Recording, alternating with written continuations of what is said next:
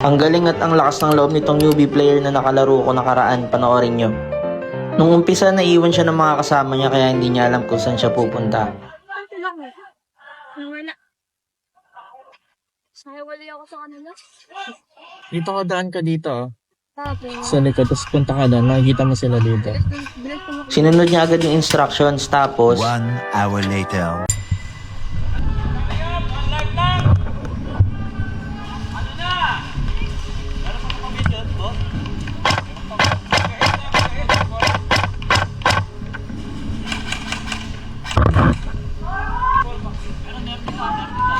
Wala dito.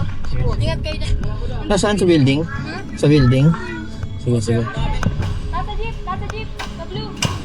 di ko muna siya pinansin kasi narinig ko papalapit na daw dito yung mga kalaban.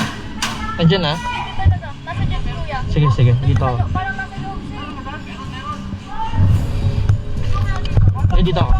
So nag-fall back muna ako para makakuha ng mas magandang angle dun sa na-identify niya. At ayun na nga, easy kill sa tulong ng kakampi ko. Kaya kung wala ka pang experience at balak mo maglaro ng airsoft, gayahin mo lang tong kakampi ko dahil